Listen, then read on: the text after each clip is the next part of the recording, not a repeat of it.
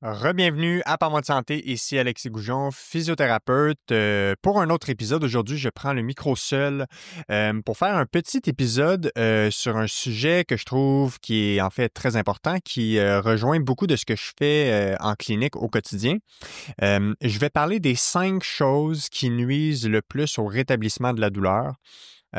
Et je vais en parler et ça va aborder autant la douleur aiguë que la douleur chronique. Donc, ces 5 facteurs-là sont des facteurs qui sont très bien supportés, documentés dans la littérature et que je vois cliniquement, effectivement, comme étant les 5 plus grands facteurs qui nuisent à la récupération de la douleur.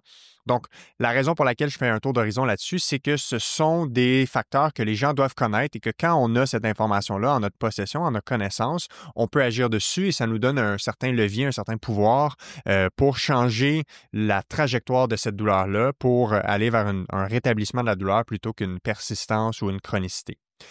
Donc voilà, sans plus attendre, je vous laisse apprécier cet épisode sur les 5 choses nuisant au rétablissement de la douleur.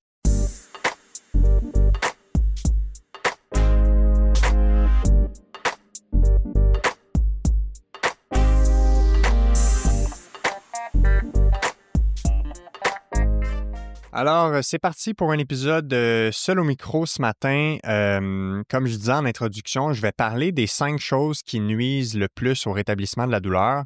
La raison d'être de cet épisode-ci, en fait, il y a 2 raisons principales cliniquement que moi j'observe pour laquelle une douleur ne se rétablit pas ou une douleur persiste ou devient ce qu'on appelle chronique. La première étant un problème qui n'a pas reçu les bonnes interventions ou la bonne combinaison d'interventions. Donc, on pourrait dire une blessure ou une douleur qui n'a pas reçu le bon traitement. Et à partir du moment où on applique le bon traitement, que ce soit une combinaison de certains exercices, de l'éducation, une prise en charge quelconque, multidisciplinaire, peu importe, les gens retournent vers la guérison. Et la deuxième cause, qui est honnêtement probablement celle qui est le plus supportée dans la littérature, c'est ce qu'on appelle les facteurs psychosociaux, qui sont tous les autres facteurs, à part les facteurs anatomiques, structuraux, biologiques, qui peuvent expliquer pourquoi une douleur va persister. Et j'en ai déjà parlé à travers d'autres épisodes. Mais ce sont des facteurs qui influencent grandement l'évolution d'une douleur. Donc, qui peut faire en sorte qu'une douleur aiguë persiste ou qui peut faire en sorte qu'une douleur qui est déjà persistante continue de s'entretenir dans le temps, une douleur qui reste chronique finalement. Et c'est pas les facteurs biologiques, anatomiques qui expliquent le plus fortement dans la majorité du temps pourquoi une douleur persiste. On a des études à travers à peu près toutes les pathologies du corps qui nous montrent que oui, si dans certains cas, il y a certains facteurs structuraux qui peuvent expliquer pourquoi une douleur persiste ou pourquoi une condition ne se rétablit pas, les facteurs qui sont le plus constamment démontrés comme étant des vecteurs d'influence beaucoup plus clairs, comme étant des causes de la persistance, sont les facteurs psychosociaux. Et ça, c'est des choses que j'explique à 100% de mes patients. Donc, les 5 éléments que je vais aborder aujourd'hui, ce sont des choses que j'aborde avec 100% de mes patients, même si en clinique, je vois qu'il y en a qui n'ont pas ces facteurs-là. Je leur en parle simplement pour qu'ils soient au courant parce qu'on ne sait pas dans le futur si ces facteurs-là peuvent apparaître. Et des fois, l'espèce de pif clinique, de détecteur de ces facteurs-là, qui est quand même bien au point avec l'expérience, je peux en manquer et au moins le fait de l'avoir abordé, ça ouvre la porte à y revenir plus tard. Et honnêtement, pour une partie de ma clientèle, moi qui ai une expertise principalement avec les douleurs persistantes, douleurs chroniques ou douleurs chroniques complexes, même si ce n'est pas entièrement ce que je vois en termes de clinique, c'est le nerf de la guerre pour s'en sortir pour cette partie-là de la clientèle quand les gens ont la présence de ces facteurs-là. Et surtout quand je suis capable d'identifier que ce sont des principaux responsables de la chronicité ou de la persistance des symptômes.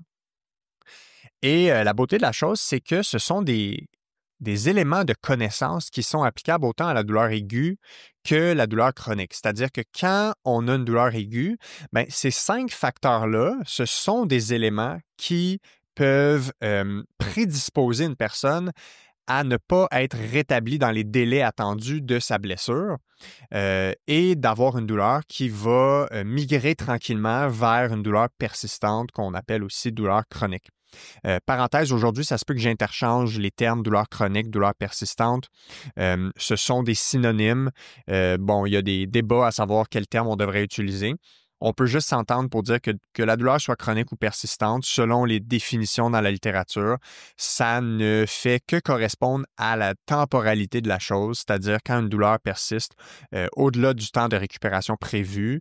Donc, par exemple, on établit environ 3 mois ou 6 mois pour la majorité des pathologies.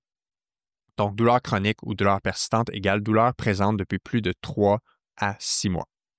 Alors, les voici les 5 facteurs en rafale que je vais ensuite détailler et je vais expliquer pour chaque facteur qu'est-ce que c'est, pourquoi et comment ça crée un vecteur vers la persistance des symptômes et à la fin, quelques stratégies pour y remédier, même si chacun de ces éléments-là pourrait mériter à lui seul un épisode. Donc, les 5 facteurs sont: facteur numéro 1, la rumination ou l'anxiété en lien avec la condition. Facteur numéro 2, la peur de la douleur et la catastrophisation de la douleur ou de la condition. Facteur numéro 3, la kinésiophobie, donc les comportements de peur et d'évitement de la douleur. Facteur numéro 4, c'est la faible auto-efficacité à la douleur ou la faible capacité d'adaptation face à la douleur ou à la blessure. Et le facteur numéro 5, ce sont les situations de vie, le contexte environnemental et social. Et la raison pour laquelle j'ai choisi ces 5 facteurs-là, quand on regarde dans la littérature, il y a plusieurs modèles de vecteurs de persistance de la douleur. D'ailleurs, pour avoir une idée du modèle complet, entre autres un des modèles développés par Yannick Tousignan-Laflamme sur les douleurs lombaires, je vous réfère à l'épisode 42 sur les douleurs lombaires chroniques ou les lombalgies chroniques, je crois, le titre, où on a fait le tour de l'ensemble du modèle. Et moi, ce que j'ai fait aujourd'hui, c'est que j'ai choisi les 5 principaux sur lesquels on peut avoir un levier assez fort. En tout cas, il y en a un, on va y revenir, qui est un levier un peu plus difficile à avoir. Mais il y en a 4 de ces 5-là sur lesquels on peut agir et avoir cliniquement un impact. Et ce sont les 5 sur lesquels j'agis le plus souvent ou sur lesquels j'interviens le plus souvent pour que les gens puissent retrouver le chemin du rétablissement. Donc, mon point ici n'est pas de dire que ce sont les 5 seuls facteurs qui les influencent, mais qui sont probablement les 5 les plus puissants que moi j'observe cliniquement. Et quand on regarde la littérature, même s'il y a plusieurs modèles qui identifient des dizaines et des dizaines de facteurs, il y a certains facteurs pronostiques qu'on appelle, donc des éléments qui influencent l'évolution de la condition, ce qu'on appelle le pronostic, qui reviennent constamment, tout le temps, peu importe la pathologie, peu importe l'endroit dans le corps. Et ces éléments-là, je les aborde aujourd'hui. Alors, commençons avec le premier facteur qui est ce que j'ai décidé d'appeler la rumination ou l'anxiété face à la douleur, face à la condition. Ce que ça représente, ça, c'est un cerveau ou un être humain qui est dans l'incertitude, qui est dans l'incompréhension, pour qui il n'est pas capable de faire sens de sa douleur. Donc, ne pas comprendre ce qui se passe. Et un cerveau humain n'aime pas beaucoup l'incertitude. Pensez quand vous êtes en train de conduire votre voiture puis qu'il y a un bruit au niveau de votre voiture et vous vous demandez si vous allez perdre une roue alors que vous conduisez sur l'autoroute ou si vous allez avoir les freins qui vont lâcher. Donc, ne pas comprendre qu'est-ce qui se passe, ne pas savoir c'est quoi, manquer d'informations pour comprendre la réalité et la situation, c'est extrêmement inquiétant et ça génère de l'anxiété, ça génère une réponse de stress biologique au niveau du cerveau humain dans le corps entier. Et moi, j'appelle ça, la rumination ou l'anxiété, j'appelle ça le petit hamster de la douleur. Donc, vous savez, le hamster dans notre tête, quand on pense à une situation stressante, quand on pense à quelque chose qui s'en vient, qu'on ait, peu importe, une situation à venir, un changement d'emploi, une entrevue, un déménagement, une conversation difficile à avoir, une négociation, pardon, peu importe, on peut avoir le petit hamster qui tourne, par exemple, quand on va se coucher le soir et on a de la misère à s'endormir.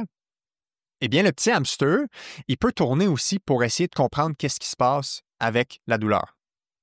Donc, une façon de se reconnaître dans cette catégorie-là, c'est quand on se dit coudon, je comprends pas qu'est-ce que j'ai. Coudon, c'est donc bien intense cette douleur-là. Hey, qu'est-ce qui se passe? C'est quoi que j'ai dans mon dos finalement? Est-ce que ça me prendrait un rayon X? Ça me prendrait-tu une imagerie? Hey, je pense qu'il faudrait que j'aille voir mon médecin. Hey, je vais peut-être en parler à ma voisine, il me semble qu'elle a eu ça. Donc, tout ce genre de phrases-là, de discours interne, quand on a un hamster ou un cerveau très actif à essayer de comprendre des solutions.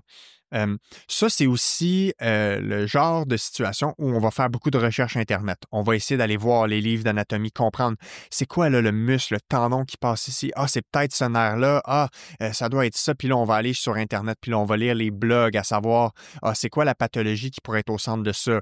On va aller voir des groupes Facebook, des forums, on va aller voir des vidéos YouTube, puis là, ça fait 1 heure, 2 heures, 3 heures, 4 heures qu'on passe sur Internet pour essayer de comprendre notre problème. Ça, c'est la rumination, l'anxiété liée à la douleur ou à la condition. L'incapacité à lâcher prise, être obsédé, puis on s'entend qu'il y a un spectre, là, on peut aller de un peu obsédé ou préoccupé à très, très, très obsédé, puis voir en avoir un impact sur notre fonction, à pas être capable de fonctionner parce qu'on est tellement obsédé à essayer de comprendre. Et je dirais que plus on est loin sur ce spectre au niveau de l'anxiété, de la rumination, plus c'est dommageable par rapport à l'évolution d'une douleur. Pourquoi? Simplement parce que, bon, on sait que le cerveau est le principal chef d'orchestre pour gérer les signaux de nociception, donc les signaux de danger qui proviennent des récepteurs au niveau du corps, qui amènent l'information au cerveau pour décider, le cerveau, lui, si ça devrait être une expérience douloureuse ou non, à savoir l'opinion du cerveau sur la situation. Et ben, évidemment que ça peut générer une réponse de stress en soi quand on ne comprend pas ce qui se passe. Donc, c'est un peu comme le même principe qu'on pourrait faire avec l'anxiété en psychologie, quand on est en train de prédire dans le futur ou de se demander qu'est-ce qui va se passer dans le futur, quand on appréhende le futur, à savoir qu'est-ce qui va se passer ou cette incertitude-là. Et la réponse de la douleur, ben, elle peut agir de la même façon. Donc, on peut avoir une amplification du signal douloureux simplement parce qu'on y porte beaucoup d'attention, parce qu'on laisse croire à notre cerveau que ça doit être assez grave ce qui se passe parce que, coudonc, il y a beaucoup de ressources cognitives qui sont investies pour essayer de comprendre ce qui se passe. Donc, le cerveau, son but est d'assurer notre survie. Et ce n'est pas différent avec la douleur en soi. Donc, le cerveau va nous faire porter attention à la douleur si le cerveau croit que ça mérite une attention. Et plus on met d'attention sur la douleur, à essayer de la comprendre, à être très vigilant à propos de nos sensations, bien, plus ça dit à notre cerveau, tu as donc bien raison d'y porter attention, porte-y attention beaucoup, puis même amplifie le signal douloureux parce que je dois survivre. Donc, là, on s'entend que je fais un peu des métaphores, des comparaisons pour imager le tout. Qu'est-ce qu'on fait avec ça? Les stratégies pour la rumination et l'anxiété, en fait, il y a une grosse partie du travail qui revient au physiothérapeute, par exemple, dans mon travail, ou au professionnel de la santé qui est consulté pour la douleur, de faire un excellent travail à faire une évaluation rigoureuse, à poser un bon diagnostic et à expliquer à la personne qu'est-ce qui se passe. Donc, au besoin de mettre des mots sur le diagnostic, donc de dire vous avez X ou Y, d'expliquer ce que c'est, d'expliquer pourquoi il y a de la douleur, de permettre à la personne de faire sens de sa sensation, de faire sens de son expérience douloureuse pour que la personne comprenne, OK, c'est normal. Et ça, c'est un énorme morceau de mon travail. Je dis souvent que l'éducation, l'explication, la réassurance, c'est probablement mon outil le plus puissant pour agir sur une douleur, qu'elle soit récente ou persistante. Ma deuxième stratégie, en fait, c'est probablement d'éviter les recherches Internet excessives. Et si on doute du diagnostic, qu'on ait consulté quelqu'un ou non, c'est de le dire aux professionnels de la santé. Donc, de le dire à votre physiothérapeute, par exemple, que vous doutez du diagnostic, que vous n'êtes toujours pas rassuré, que vous ne comprenez toujours pas ce qui se passe. Parce que même si on a fait un bon travail, selon nous, à expliquer le problème, peut-être que vous ne l'avez pas entièrement intégré ou peut-être que pour vous, vous n'avez pas bien compris, peut-être qu'on l'a mal expliqué et ça, c'est vraiment important qu'on le sache. Donc, l'élément clair, c'est que si vous vous êtes reconnu là-dedans et que vous êtes en train d'être suivi en physiothérapie, par exemple, pour un problème douloureux, la meilleure chose à faire à votre prochain rendez-vous, c'est de dire directement je ne suis pas rassuré par rapport à mon problème. J'ai toujours un doute à comprendre qu'est-ce que c'est. Est-ce qu'on peut le réexpliquer différemment? Et si vous vous demandez si ça prendrait une expertise, un spécialiste, une imagerie, un rayon X, peu importe, un autre test pour trouver le problème, je vous dis que vous êtes dans cette catégorie-là. Parce que une des manifestations de la non-compréhension de son diagnostic, pleine et totale, c'est de rechercher des investigations ou de se demander si on devrait être vu par un autre expert pour mieux comprendre le problème. Et la dernière stratégie, c'est qu'une fois on s'est fait expliquer le diagnostic, ben, de l'écrire spécifiquement dans les mots qu'on a compris et de se le lire régulièrement ou de se le répéter, surtout quand le hamster veut partir. Donc, par exemple, si je me suis viré la cheville puis le diagnostic le plus probable, confirmé, est une entorse de la cheville, mais là, je me demande tout le temps, coudonc, ça fait donc bien mal, j'ai-tu eu une fracture? Ben, d'écrire une fois qu'on a, hors de tout doute raisonnable, exclu la fracture, qui peut être fait par un examen clinique d'ailleurs, pas besoin d'imagerie pour exclure une fracture dans la majorité des temps, c'est de s'écrire « Ma douleur est causée par une entorse de la cheville, qui est un étirement ou un étirement des ligaments, une blessure au niveau des ligaments, et ma douleur est là parce que mes ligaments n'ont pas encore fini de guérir. » Voilà. Si la douleur persiste, par contre, au-delà du temps de guérison normal d'une entorse, qui devrait être 4-6 semaines jusqu'à 8-12 semaines, dépendamment des cas, bien à ce moment-là, c'est de se dire, bon, j'ai eu une entorse de la cheville, mes ligaments ont été blessés, mais là, clairement, ça fait assez de temps, mes ligaments sont guéris, mais ma cheville a maintenu une sensibilité où elle n'a pas récupéré ce que l'entorse a amené. Par exemple, il manque encore de mobilité à la cheville, un peu de stabilisation, de proprioception, de force, d'endurance musculaire. Et que ça, c'est ce qui explique pourquoi il y a encore une sensibilité au niveau de la cheville. Et simplement de se répéter ça, c'est suffisant pour faire calmer la rumination et l'anxiété associées à la douleur. Facteur numéro 2.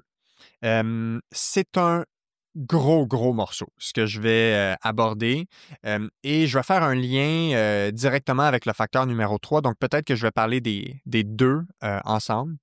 Le facteur numéro 2, c'est la peur de la douleur et la catastrophisation, ce qui génère des comportements de peur et d'évitement du mouvement, peur et d'évitement de la douleur. Et on peut aussi nommer ça de la kinésiophobie. Donc, kinésiophobie, c'est la peur du mouvement, peur de l'activité physique, de peur d'avoir sa douleur empirée, sa blessure empirée. Donc, ça, c'est les facteurs 2 et 3. La peur de la douleur, la catastrophisation, la kinésiophobie, l'évitement, l'interaction entre ces phénomènes-là a été décrite dans un modèle extrêmement simple par Vlaien et Linton en 2000. C'est un des modèles qui est encore le plus repris dans les études pour expliquer comment fonctionne la catastrophisation de la douleur et comment c'est un vecteur vers la persistance de symptômes. Et c'est vraiment intéressant de le comprendre. Puis, la première chose à comprendre, c'est que la peur de la douleur, en anglais, ils vont parler de pain-related fear. C'est un des principaux vecteurs vers la chronicité, vers la persistance de symptômes quand on est dans un épisode de douleur aiguë. Et c'est quand même intéressant de savoir que dans un épisode de mal de dos aigu, en première ligne, donc quand on va voir un médecin, un physio, une infirmière ou à l'urgence, avec un épisode de mal de dos aigu, c'est plus de 50% des gens qui ont ce qu'on appelle de la peur reliée à la douleur. Donc ça veut dire que c'est plus de 50% des gens qui ont le principal vecteur vers la chronicité. En fait, le principal facteur de risque vers la chronicité. Et on sait que à ce moment-là, lors de la première rencontre, ça va être un très grand déterminant à savoir si on va potentialiser le feu vers la douleur chronique ou si on va éteindre le feu de la peur reliée à la douleur. Et les professionnels de la santé qui sont rencontrés en première ligne ont un très grand rôle à jouer là-dedans. Et vous allez comprendre pourquoi. La peur de la douleur, c'est principalement causé par ce qu'on appelle la catastrophisation de la douleur. La catastrophisation de la douleur, c'est relié à la signification de la douleur. Donc, autrement dit, ce que la douleur signifie pour toi. Si ça signifie des choses comme blessure, dommages structurels, invalidité, douleur égale mauvais, douleur égale mal, douleur égale repos. On ne devrait jamais avoir mal dans la vie, c'est pas normal d'avoir mal. Si on a ce discours-là, c'est une catastrophisation de la douleur qui est élevée. Et il y a des questionnaires pour mesurer ça cliniquement. Moi, je le mesure en clinique pour voir où les gens se situent parce que ça devient une cible d'intervention importante pour calmer le feu, comme j'appelle, et de ramener les gens sur le droit chemin de la récupération. En général, quand les gens ont de la catastrophisation de la douleur, c'est pas unique au phénomène de douleur comme façon de gérer des situations dans leur vie. Et je m'explique avec ça, c'est qu'en général, les gens font ça ailleurs dans leur vie aussi. Donc, il y a des personnalités, il y a des traits de personnalité qui prédisposent les gens à être catastrophisants à la base. Et peu importe le genre de situation qui peut s'apparenter à une situation stressante ou angoissante dans la vie, les gens peuvent avoir un spectre de réaction plus ou moins catastrophisant. Donc, en général, les gens qui se reconnaissent là-dedans devraient reconnaître que dans d'autres sphères de leur vie aussi, ils font ça. Que ce soit avec une conversation qui a mal été, qu'on va catastrophiser comment ça a mal été, que ce soit une présentation qu'on a faite, puis on va dire c'était donc bien terrible. Le genre de personnes qui vont utiliser des termes comme la pire chose, c'était terrible, c'était l'enfer, j'ai failli mourir. C'est superlatif comme terme. Ça témoigne de discours catastrophisants et ça rend de façon extrinsèque un sentiment qui est vécu de l'intérieur, qui est une amplification, une catastrophisation des situations. Et les gens sont en général programmés comme ça, beaucoup influencés par leur trait de personnalité. Ça peut être aussi appris par l'entourage. Donc, si on a eu des parents comme ça, si on a été élevé comme ça, ben, en psycho, on voit qu'il y a une influence environnementale dans les études sur la prédisposition des enfants à voir les situations comme ça. Et ça peut persister à l'âge adulte. Donc, en général, tout ça pour dire que c'est la façon que les gens gèrent la douleur dans la vie. Souvent, ça reflète beaucoup et ça en dit beaucoup de comment les gens gèrent les défis, l'adversité, les situations imprévues, les stresseurs dans leur vie personnelle également.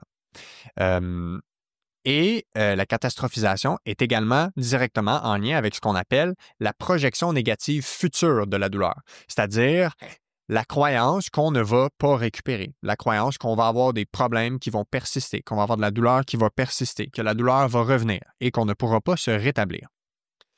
Et dans le modèle de Vlaien et Linton, ils montrent l'espèce de cercle vicieux où on part d'un épisode douloureux et que, en présence de catastrophisation, ça va générer ce qu'on appelle la peur et l'évitement, donc les comportements de peur et d'évitement dont je parlais, qui va générer, entre autres, de la kinésiophobie, ou en fait, qui témoigne être de la kinésiophobie, et que ça mène à un déconditionnement physique.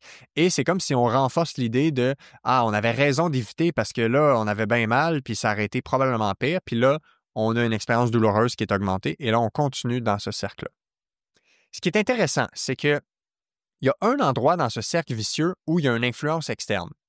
Et il y a une influence externe de 2 éléments.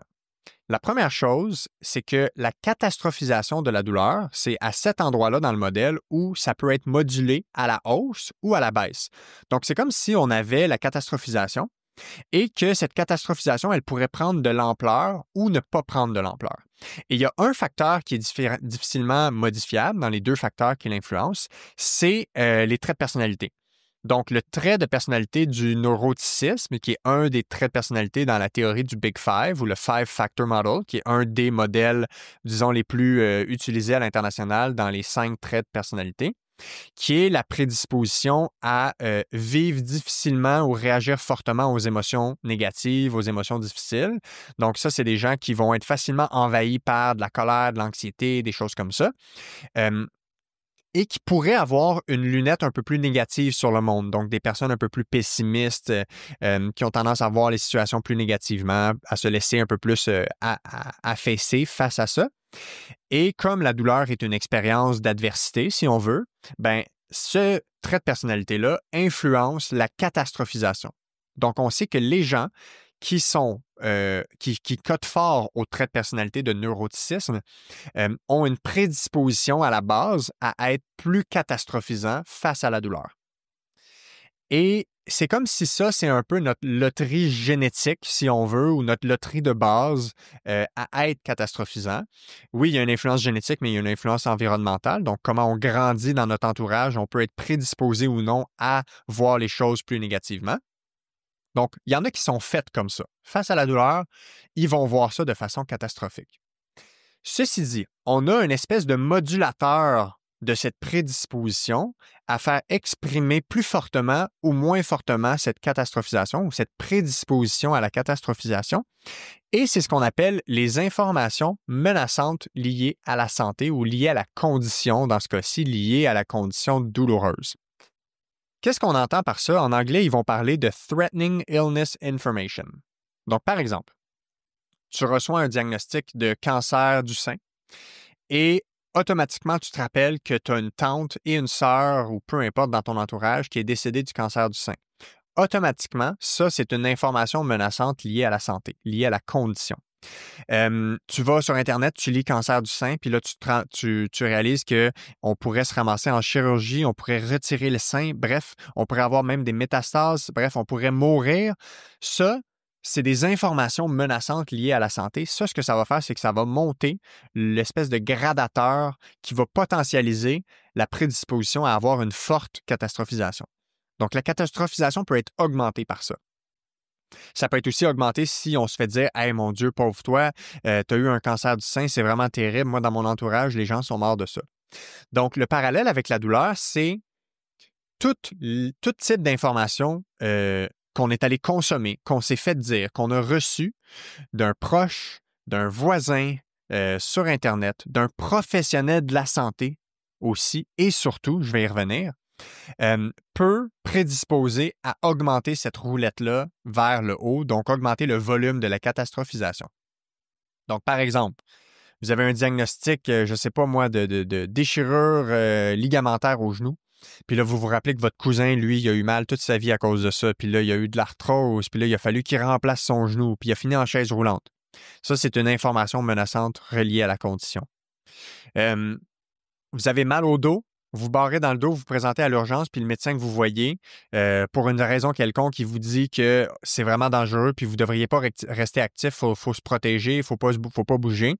Ben ça aussi, c'est une information menaçante liée à la santé. Que ce soit un physio qui donne ça, peu importe comme conseil. Donc, tout ce qu'on reçoit comme information, un résultat de rayon X, un conseil ou une information d'un médecin qui nous alarme, d'un physiothérapeute, n'importe quoi qui va à l'encontre de nous rassurer, qui augmente notre inquiétude, ça va favoriser un potentiel vers la catastrophisation. Donc, quand je disais tantôt que les professionnels de la santé ont un impact majeur dans ce cercle-là de la boucle de la catastrophisation, douleur chronique, peur et évitement. Mais c'est là que les professionnels de la santé jouent un rôle énorme. C'est quand ils utilisent des termes pour, des fois, ne pas rassurer le patient, malheureusement, par manque de connaissances, par manque de compréhension du problème, ou au contraire, quand ils vont être capables de vraiment rassurer les gens, leur expliquer qu'est-ce qui se passe, leur donner des bons conseils. Donc, ça, c'est un énorme, énorme morceau. Et les stratégies pour faire face à la catastrophisation, la peur de la douleur, bien, premièrement, c'est de comprendre le problème, comprendre le diagnostic et la cause. Donc, de se faire bien évaluer, de se faire expliquer ça par un physiothérapeute, par exemple, pour comprendre qu'est-ce que c'est le traitement et surtout de comprendre que ça se traite. Parce que quand on sait qu'il y a une porte de sortie, déjà, ça rassure et ça nous ramène à croire qu'il y a une récupération qui est possible. La deuxième stratégie, qui est plus une stratégie, je dirais, stratégie d'adaptation face à la douleur, ou en anglais, on dirait un coping mechanism, c'est la capacité à rester dans le moment présent malgré la douleur. C'est-à-dire de se dire, j'ai mal en ce moment et c'est merdique, mais j'ai mal en ce moment. C'est un épisode douloureux. Et je ne peux pas prédire si je vais avoir mal dans le futur. Je ne peux pas prédire si je vais avoir mal dans 1 mois, dans 2 mois. Donc, je me concentre à me dire que j'ai mal en ce moment. C'est une expérience qui est difficile, mais je reste dans le moment présent et je ne me soucie pas de prédire l'avenir et de faire des plans jusqu'à dans 2 ans. OK? Donc, rien ne sert de se dire ah là, ça va finir en prothèse de genou ou ça va finir en chirurgie ou en CHSLD ou en chaise roulante. On ne va pas là. On se concentre sur on a mal, c'est vrai, c'est en ce moment, mais c'est tout. Et de se rappeler que la majorité des blessures et des douleurs qui arrivent disparaissent éventuellement. Donc, c'est sûr que c'est difficile de se rappeler ça parce que les seules douleurs qu'on se rappelle qui sont restées, c'est celles qui sont restées. Et alors que la majorité des douleurs qui sont parties sans raison ou qui sont apparues et disparues sans raison, ben, on ne s'en rappelle pas parce que ça ne nous marque pas plus que ça. Mais la littérature nous dit qu'en moyenne, la majorité des nouveaux épisodes douloureux vont être rétablis dans les mois subséquents, qu'on fasse ou non des interventions. Là, évidemment, il y a des interventions à faire en priorité. Il y a des facteurs de risque à ce qu'une blessure ou une douleur persiste. Donc, évidemment que c'est bénéfique de consulter quelqu'un qui peut nous guider sur le droit chemin. Donc, ça, c'est le survol du facteur numéro 2. Le facteur numéro 3 que je disais est étroitement lié au facteur numéro 2, c'est la kinésiophobie, la peur du mouvement. Et la raison pour laquelle c'est relié, c'est que dans le cercle vicieux dont je parlais, du modèle qui est bien développé, la catastrophisation de la douleur mène à des comportements de peur et d'évitement qui sont de la peur du mouvement surtout, donc de la kinésiophobie. Donc, c'est directement en lien avec la catastrophisation et c'est une peur qui est évidemment irrationnelle, comme la majorité des phobies, et qui est basée sur ce qu'on pense qui pourrait se passer. Donc, penser, par exemple, que si je me penche et j'ai mal au dos, nécessairement, c'est que dans mon dos, il y a quelque chose de structurellement grave qui est en train de se passer, ou que je pourrais m'endommager, empirer la condition, mais que ça pourrait virer mal à long terme. Donc, ça génère l'idée que la douleur doit être évitée à tout prix. Et ça tombe un peu dans un cercle vicieux de j'ai mal, je bouge pas, je bouge pas et donc j'ai plus mal. Parce qu'on sait que l'immobilité, c'est probablement une des pires choses qu'on peut faire à une douleur pour éventuellement qu'elle devienne persistante.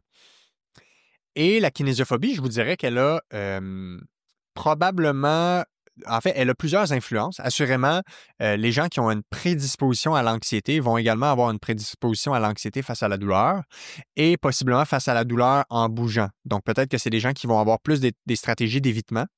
Et je ferai un lien avec le fait que si les gens ont des stratégies d'évitement face aux sources d'anxiété dans leur vie, peu importe la source d'anxiété, les chances sont qu'ils vont utiliser l'évitement également face à une situation douloureuse, qui est une stratégie qui peut être utile à court terme quand c'est bien fait, quand c'est bien dosé. Par exemple, on vient de se virer la cheville, c'est le temps d'éviter de mettre du poids dessus quelques, 1, 2, 3 jours peut-être, mais progressivement, on va vouloir se réactiver. Donc, un évitement, ça a un couteau à double tranchant et tout est une question de dosage. Donc, la bonne dose d'évitement à court terme, un mode plus protection est évidemment adapté et sécuritaire et utile, mais on doit rapidement se mettre en mode exposition selon la pathologie, selon la blessure.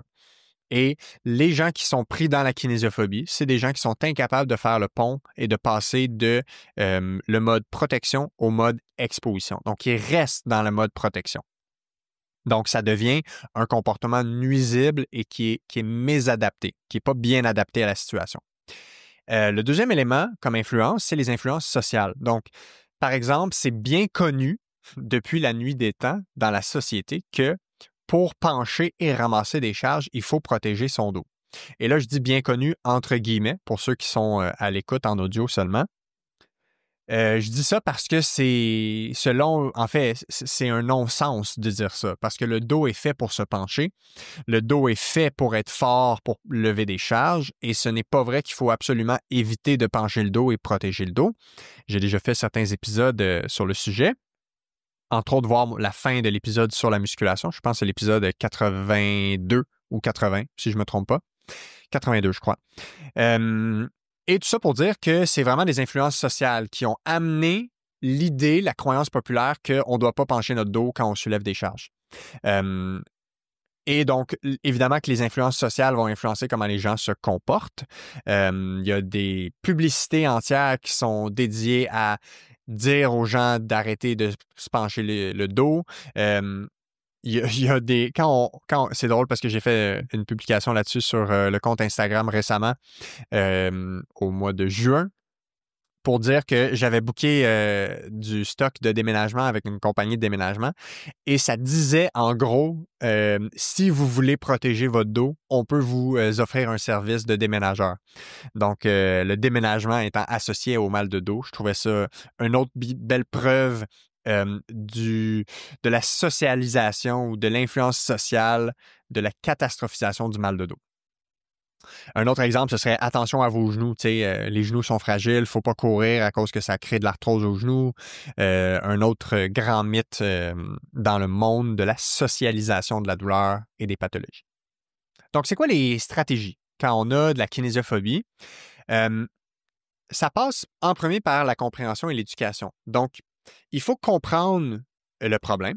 Donc, d'expliquer aux gens c'est quoi leur diagnostic, pourquoi ils ont mal, et de leur expliquer ce que la douleur signifie et surtout ce qu'elle ne signifie pas. Donc, elle ne signifie pas, par exemple, une aggravation de la situation, une aggravation de la pathologie, une aggravation de la blessure structurelle. Quand les gens comprennent que douleur n'égale pas blessure nécessairement ou n'égale pas lésion tissulaire, déjà pour un cerveau humain, c'est très rassurant de comprendre qu'on peut bouger avec un peu de douleur et que c'est quand même sécuritaire. La deuxième chose que j'ai tendance à faire, c'est d'expliquer aux gens qu'est-ce qui se passe en ce moment, pourquoi ils ont de la kinésiophobie, d'expliquer ce que c'est un phénomène où le cerveau tente de protéger le corps, mais que c'est un phénomène qui était utile au début, mais qui n'est pas utile par la suite. Okay? Donc, c'est comme un élément appris qui devient mésadapté avec le temps. Okay? Et quand les gens comprennent ça, ils comprennent la réaction. C'est une réaction qui est vraiment biologique. Donc, au niveau du cerveau, on est capable de mesurer qu'il y a des sphères du cerveau qui sont suractivées pendant des épisodes de douleur avec kinésiophobie ou quand les gens ne font que penser à l'idée de faire du mouvement ou faire certains gestes, certaines activités. Donc, on peut voir, entre autres, des régions du cerveau reliées à la réponse de stress. Donc, entre autres, dans l'amygdale, qui est dans le cerveau. Donc, le centre un des centres du cerveau qui gère, entre autres, les réponses, pas les réponses de stress, mais la notion de danger, un peu le détecteur de danger, de menace. C'est une zone du cerveau qui est suractivée quand on est en présence de kinésiophobie. Donc, de comprendre ce qui se passe, de comprendre le phénomène et ce que c'est, et d'ensuite faire ce qu'on appelle de l'exposition graduelle aux activités, aux mouvements, aux tâches qui génèrent de l'appréhension. Et l'exposition graduelle, qui est un des principes fondamentaux du traitement des phobies en psychothérapie, en psychologie, c'est également le même principe qu'on utilise pour de la kinésiophobie, sauf qu'on ne fait pas une exposition graduelle en mode thérapie psychologique ou psychothérapeutique. C'est vraiment une exposition graduelle au mouvement. Donc, on va redonner confiance progressivement aux activités, aux tâches, aux gestes, aux exercices qui sont vus avec appréhension. Et on va toujours respecter le niveau d'anxiété, de peur, d'émotions négatives qui est en lien avec la condition pour s'assurer qu'on fait un bon dosage psychologique, si on veut, ou un dosage de la peur envers l'activité. Donc, en premier, ça peut correspondre à simplement se visualiser en train de faire un mouvement qui nous fait peur pour éventuellement regarder quelqu'un d'autre le faire, éventuellement le décortiquer nous-mêmes progressivement ou de le faire dans un autre contexte, donc le faire dans un contexte détourné avec une double tâche, par exemple, ou de demander à la personne de se pencher, mais sans qu'elle s'en rende compte. Donc, de faire un mouvement contextuel qui permet de faire réaliser la personne que quand son cerveau est distrait et n'est pas concentré sur l'idée de se pencher, par exemple, pour un dos, bien que le corps le fait intuitivement et qu'il n'y a pas de réponse de peur. Et ça, de voir ça, cette espèce de réaction contradictoire, bien, pour un cerveau, c'est comme « Ah bon, je viens de vivre une expérience que je pensais qui était supposée être problématique, puis finalement, ça l'a bien été. » Et à force de vivre des succès, bon, le cerveau réapprend que ce mouvement-là n'est pas un danger et on peut s'en sortir. Donc ça, je vous dirais, c'est vraiment le principe directeur pour traiter la kinésiophobie, mais en soi, ça doit être individualisé, vraiment propre à chaque personne parce que chaque tâche est différente et chaque élément craint va varier d'une personne à l'autre. Le quatrième élément, c'est l'auto-efficacité à la douleur, ou on pourrait aussi parler de capacité d'adaptation. L'auto-efficacité à la douleur, c'est la capacité à vivre une vie normale et à accomplir nos objectifs malgré la douleur. Donc, je suis tombé en ski, je me suis fait mal à l'épaule, je ne suis pas capable de la bouger, mais tu sais, oui, c'est vraiment merdique, mais je suis quand même capable de rentrer au boulot, prendre mes courriels, faire mes meetings. C'est pas le fun, c'est douloureux, c'est une expérience qui est difficile, mais tu sais, mon monde ne s'écroule pas pour autant. OK? Et avoir une forte auto-efficacité à la douleur, c'est un des plus grands facteurs protecteurs documentés dans la littérature face à la persistance de symptômes, face à vivre une incapacité avec une douleur et face à vivre une diminution de la qualité de vie face à la douleur. Donc, c'est probablement l'élément qui est le plus étudié et dont la force de la relation envers la protection face à la douleur chronique, à la douleur persistante et à l'incapacité surtout, est le plus forte, le plus documenté. C'est vraiment solide, béton à travers le corps, partout, partout, partout. Et c'est beaucoup en lien avec la capacité d'adaptation. Donc, la capacité d'avoir une situation qui ne fait pas notre affaire, qui est imprévue, qui est stressante, qui est dérangeante, mais de capable de se débrouiller malgré ça. Et évidemment, c'est beaucoup en lien avec notre personnalité, beaucoup, beaucoup, beaucoup. Parce qu'en général, la capacité d'adaptation face à une situation douloureuse, c'est également une capacité d'adaptation face à un imprévu de la vie en général. Donc, comme je disais tantôt, la façon que les gens gèrent la douleur dans la vie reflète des fois en partie comment ils gèrent les situations difficiles dans leur vie également. Donc, on sait, par exemple, que les gens qui ont vécu beaucoup d'adversité dans l'enfance, OK? Donc, dans la littérature, ils vont parler de Adverse Childhood Events. Donc, ça peut être des traumas reliés à l'enfance, ça peut être en lien avec de l'adversité dans la famille, ça peut être en lien avec le contexte social, de la négligence, de l'abus physique. Bref, il y a beaucoup, beaucoup d'éléments, même abus sexuels, OK, qui rentrent là-dedans. Puis j'en ai parlé dans un épisode récent sur les traumas et le bien-être sexo-relationnel avec Eliane Dussault. Il y a beaucoup de liens à faire avec ça et sur comment le cerveau a réussi ou non à bien se développer dans un contexte sécurisant ou non et comment le cerveau est capable de faire face à la menace, faire face aux stresseurs et d'avoir ou non ce qu'on appelle la résilience face à ces situations-là.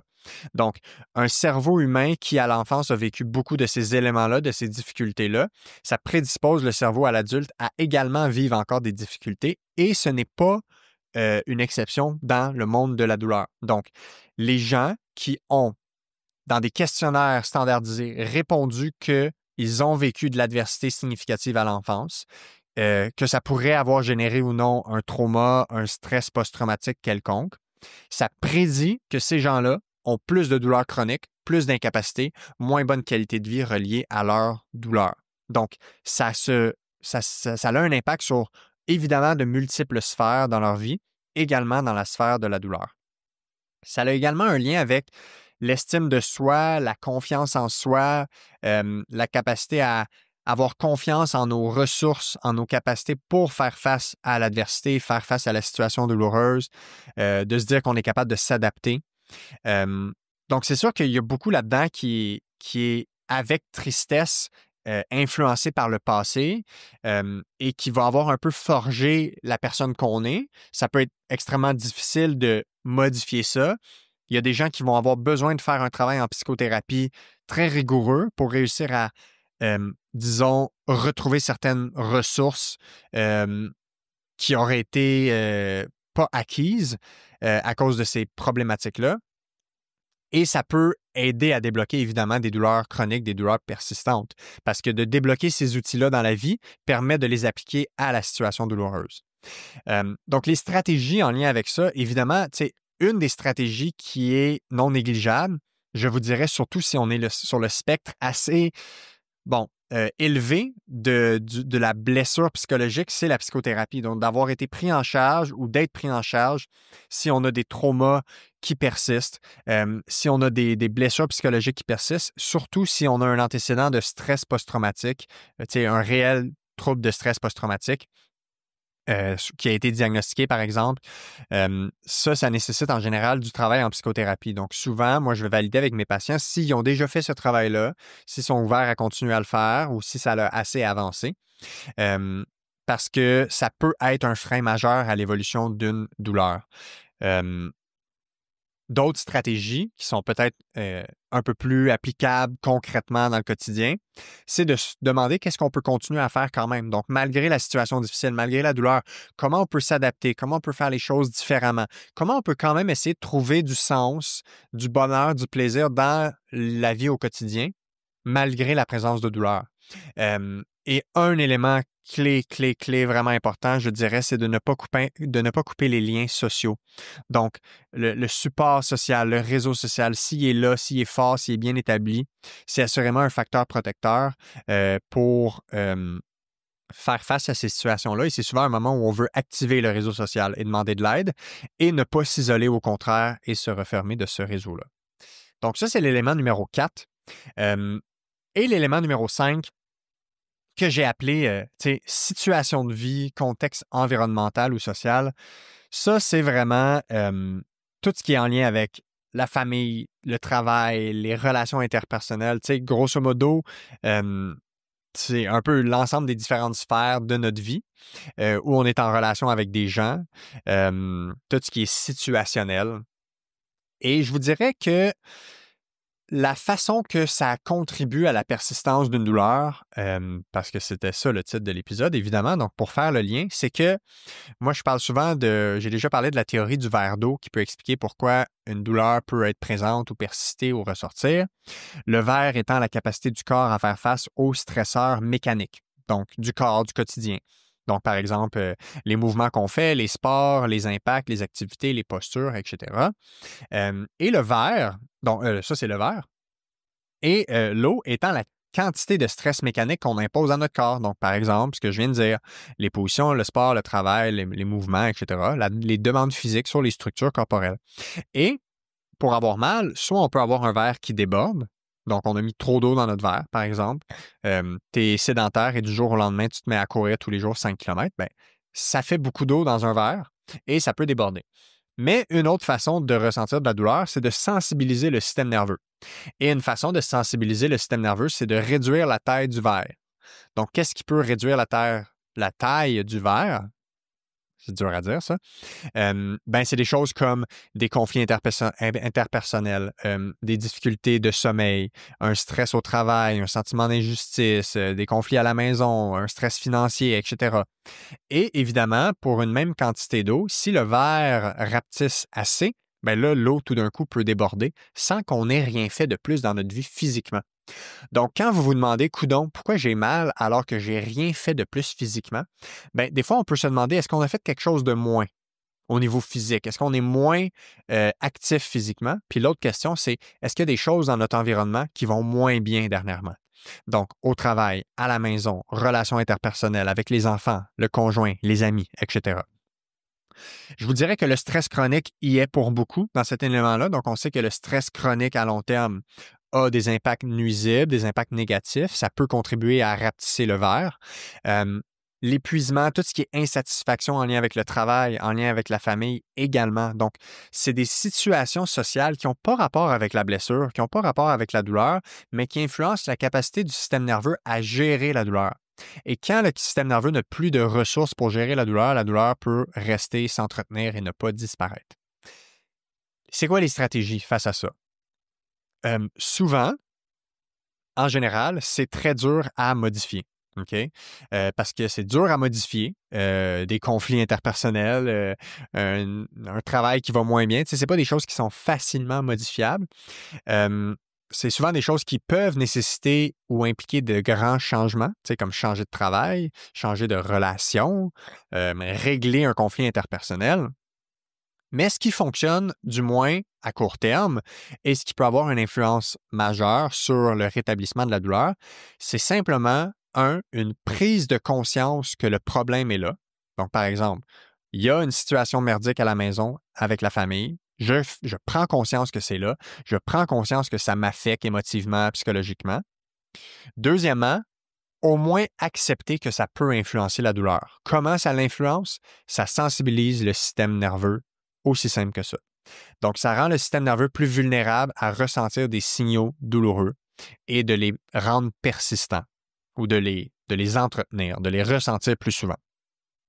Et une fois qu'on a fait cette prise de conscience-là et qu'on accepte ça, la stratégie de choix, c'est de se concentrer sur des objectifs importants, sur des activités significatives, sur des relations significatives. Donc, par exemple, de maintenir les sports, les activités physiques qui nous font du bien, qu'on aime, de maintenir les tâches dans le travail qu'on aime, les objectifs qu'on a, les projets qu'on a, les passions qu'on a, de maintenir les relations sociales qui vont bien, de continuer à les nourrir, à les entretenir, et au besoin de demander de l'aide, de demander de l'aide dans le support social, de demander de l'aide d'intervenants psychosociaux. Donc, de ne pas se gêner pour aller rechercher ces ressources-là. Donc, ceci était un tour d'horizon des 5 facteurs qui influencent le plus le rétablissement d'une douleur. Comme je vous disais, il y en a d'autres. Si vous avez écouté l'ensemble des balados, clairement, vous avez été mis au courant de plusieurs facteurs qui influencent la douleur. J'ai pas mis le sommeil comme étant un facteur à part aujourd'hui, mais clairement, le sommeil, dans l'élément contexte de vie, situation de vie est un élément clair. Un trouble du sommeil comme de l'insomnie, même si ce n'est pas causé par un stresseur, est assurément un élément qui est un problème pour le rétablissement d'une douleur. Donc, si j'avais eu le droit de choisir un 6e, probablement que c'est celui-là que j'aurais choisi. Donc, bref, il y a d'autres comorbidités physiques, de maladies physiques, même psychiatriques, qui influencent la douleur, la persistance d'une douleur, mais je m'en suis tenu à ces 5-là parce que cliniquement, c'est peut-être ceux sur lesquels c'est plus facile d'agir, quoique le sommeil, je le rentrerai également là-dedans parce qu'on peut avoir de bonnes interventions avec des conseils en lien avec l'hygiène du sommeil. Je vous réfère pour le sommeil à l'épisode 44 sur l'insomnie pour en apprendre davantage sur le sujet. Donc, en conclusion, pour l'épisode d'aujourd'hui, si vous vous êtes reconnu dans certains de ces facteurs-là, peut-être que c'est une des raisons pour laquelle votre douleur aiguë est devenue persistante. Peut-être aussi que c'est une des raisons pour laquelle vous avez une douleur persistante, chronique, qui continue de rester là, année après année. Ce que je dirais, c'est de 1, si vous n'avez jamais parlé à votre professionnel de la santé de ça, parlez-en. Si vous n'étiez pas conscient et que là, avec l'épisode d'aujourd'hui, ça vous allume les lumières sur des éléments, ça vous ouvre les yeux, parlez-en et parlez-en à votre professionnel de la santé. Idéalement, si vous êtes pris en charge par un physiothérapeute, parlez-en à votre physio que ça, c'est présent. C'est pas tous les professionnels de la santé, c'est pas tous les physiothérapeutes qui sont à l'aise et qui ont une expertise avec ces facteurs-là, avec la prise en charge de ces facteurs-là, avec des stratégies adaptées. Donc, ça se peut que ce soit nécessaire de trouver quelqu'un qui a une expertise pour la gestion de ces facteurs en lien avec les problèmes musculo-squelettiques, en lien avec les douleurs musculo-squelettiques. Le nombre de personnes que je vois en clinique pour des 2e, 3e avis ou une expertise d'opinion externe, le nombre de personnes que je vois à qui je suis le premier à parler de ces facteurs-là me fait toujours tomber en bas de ma chaise. Que des gens soient depuis 5 à 7 ans, 10 ans, 15 ans, 20 ans avec une douleur chronique et que je suis le premier à leur parler de ces facteurs-là, alors que c'est des facteurs que j'aborde au premier rendez-vous, je demeure tombé en bas de ma chaise à chaque fois. C'est pour ça que je fais de la sensibilisation, de la vulgarisation en lien avec ça. Je veux qu'on brise le tabou associé aux facteurs autres que physiques qui influencent la douleur. Il n'y a aucune honte, il n'y a aucune connotation négative à avoir de la catastrophisation, à avoir une situation de vie difficile qui fait en sorte que notre douleur persiste. C'est aussi bien démontré que des blessures structurelles. Des fois, c'est mieux démontré que pourquoi des blessures structurelles, dans les raisons de persistance des douleurs. Donc, pour moi, c'est un non-sens qu'on ne puisse pas en parler. Il faut que ça fasse partie de la conversation et il faut intervenir là-dessus. Certains de ces facteurs-là, comme je disais, sont démontrés comme étant des médiateurs de la récupération, c'est-à-dire que si on modifie ça, ça modifie la douleur. Donc, par exemple, d'éliminer la catastrophisation, de la réduire, d'augmenter l'auto-efficacité à la douleur, de réduire, traiter la kinésiophobie, c'est démontrer que c'est un facteur qui est un levier positif vers la récupération de la douleur. Dans plusieurs pathologies, c'est mieux démontré que la sévérité de la blessure structurelle. Par exemple, la sévérité de l'arthrose, la sévérité d'une déchirure, par exemple. Donc, il faut vraiment briser ce tabou-là. Il faut démocratiser l'accès à cette information-là. Les professionnels de la santé qui voient des gens des gens avec des conditions douloureuses en première ligne doivent comprendre ces concepts-là, doivent se former pour intervenir, savoir évaluer puis intervenir.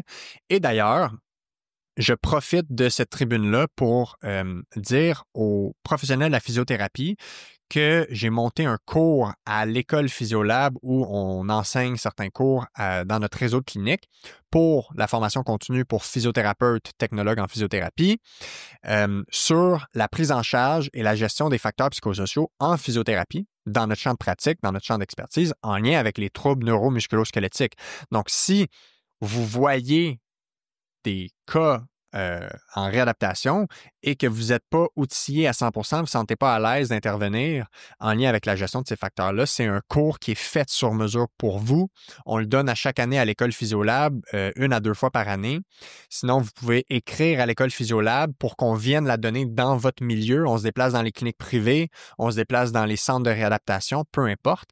Et même, on a commencé à avoir des demandes par d'autres professionnels de la santé, même des intervenants psychosociaux, psychologues, travailleurs sociaux, psychoéducateurs, etc., qui travaillent en réadaptation ou des fois avec des gens qui ont des douleurs, des incapacités physiques et qui voulaient être formés avec la formation qu'on a faite, le modèle qu'on a développé, les approches très concrètes, cliniques, pratico-pratiques, où on prend la littérature existante et on essaie de la synthétiser, de la simplifier pour que ce soit applicable pour les cliniciens, les cliniciennes. Donc, vraiment un cours incontournable sur le sujet. Donc, en conclusion, voilà. J'espère que vous avez appris quelque chose et au plaisir de se reparler pour un prochain épisode. À plus.